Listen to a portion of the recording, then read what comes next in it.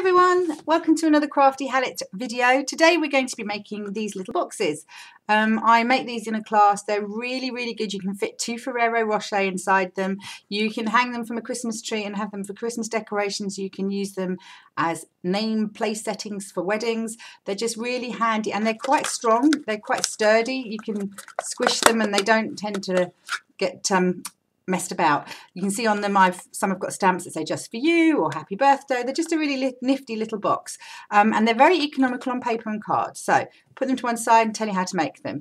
You're going to need to start with a piece of card. I'm using crumb cake in this instance. It's half of a piece of A4 and you cut it on the length. So this piece is 8.5 inches and this piece is 5.5 inches. Now you can start with designer scrapbook paper and the box won't be as firm, or you could use any of the Stampin' Up coloured cards, but what I like to do is to take this card and then stamp on it all sorts of random patterns. As you can see, I've used the Secret Garden stamp set on this one to make it look prettier and more designer, and then each one is different. Here's the same stamp set but in a different colourway. And today, to mix it up a little bit, I'm going to be using this stamp set, which is a new hostess set. You can only have this set if you have hosted a party. And this one's really practical. It's got a happy birthday, thank you, a little bird, some flowers, a pansy, and a little sentiment piece there. So we're going to be using some of the stamps from that. The colours that I'm using, for those who like to know colours, are Baked Brown Sugar, which is one of the new in colours, Chocolate Chip, and Gumball Green. So take your block, take your stamps. Now you should really put a piece of scrap card or paper underneath, but I'm quite happy with making a mess of my board. I'm going to be using this stamp and Baked Brown Sugar, and I'm just going to randomly stamp onto my piece of card. I'm not trying to get them lined up or in any way a perfect pattern. I'm stamping on the edge all the way around, and I will give my mat a quick wipe with a baby wipe afterwards, I promise. In a random pattern like that. Then I'm going to be taking another pattern and the Gumball Green. Oh! Did you see that? That was quite handy. The lid flew off completely then. We'll deal with that one later. Stamp up the flowers and paint them on the area in between. And again, I'm just randomly stamping them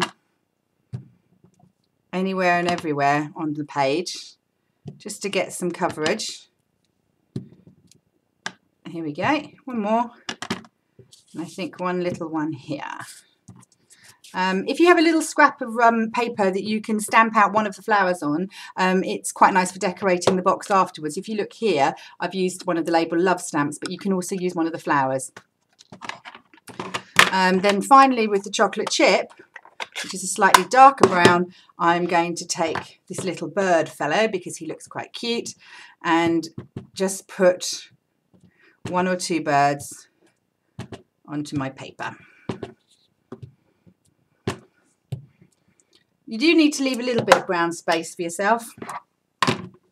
So there is my decorated paper. Looks quite cute. You can use any colourway, any design you want. So next, I think before we go any further, we'll just give this a quick wipe before we end up with ink everywhere. How about that? That's clean. Now you need your trimmer or some method for scoring. I will put the score marks up on the screen afterwards.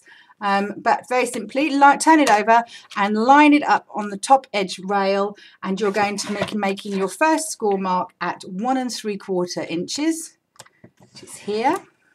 Then line up the next one at 3.5 inches, there. The next one at 5, there. And the next one at 6 3/4, which is all the way over here.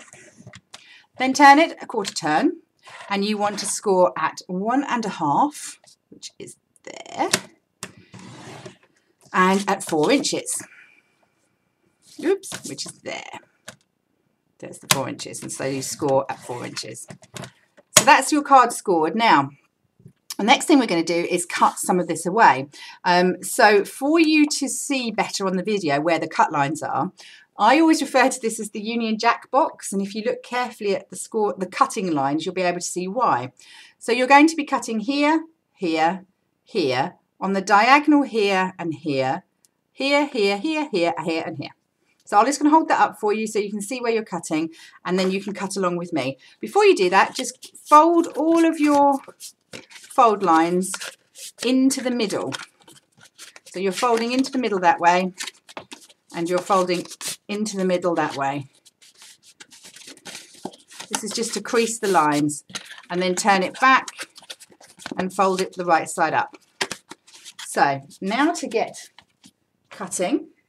The first bit I'm going to cut is here at the bottom. So you just cut up there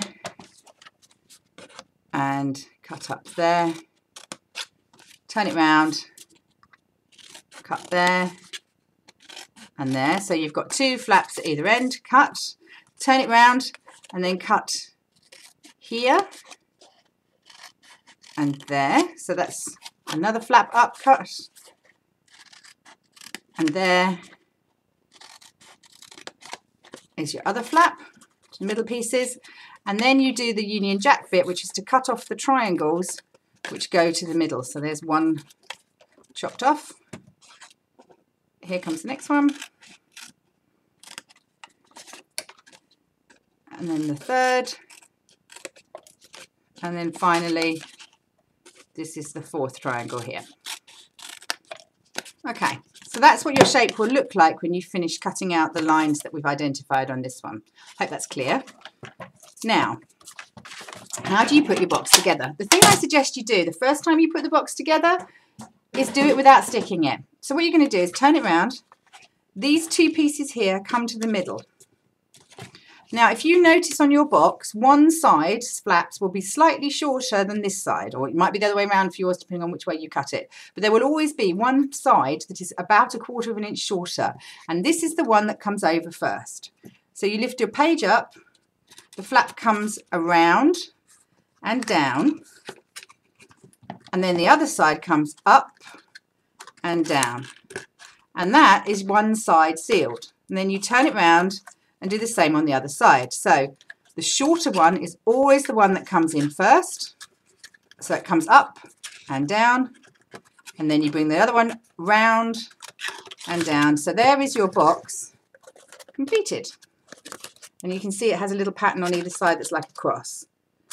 So I hope that explains how to put it together. I'm now going to take it apart again because we need to glue it. Now again, for speed, I'm going to use some snail, but this is Stampin' Up snail adhesive, but I recommend that you use Tombow liquid glue and just give it a moment to glue. I'm only using this sticky tape because it's for a tape video and I want you to see what it looks like finished. So again, use a wet glue. So to put it together again, pull the middle pieces up. Take the shorter piece up first and inside, and then the other piece up and inside, and the same again, up with the shorter piece first, and then your longer piece. Oops, there we go. That's my box together. Now the next step that you're going to need to do is your pieces that meet in the middle. Now I like to use the Stampin' Up corner rounder, just to round off the corners because I think they look better slightly rounded. You don't have to. If you like the square edge corner look, then by all means go for the square edge corner look. Then just hold it together, and then I'm using from the Itty Bitty Punch set, I am lining up my punch to punch a hole through both sections just to seal the box up. Now, when it comes to sealing the box up on this one, I've used a little bit of ribbon and a little bit of twine. The ribbon is Whisper White and it's just poked through with a little bit of the natural linen twine. But you don't have to seal it that way. You can seal it any way you want. So, in short, very quickly, that's how you complete and finish your box. I do hope you have some fun with it. Please upload them. And if you would like some more ideas and inspiration, please visit my website. Thank you.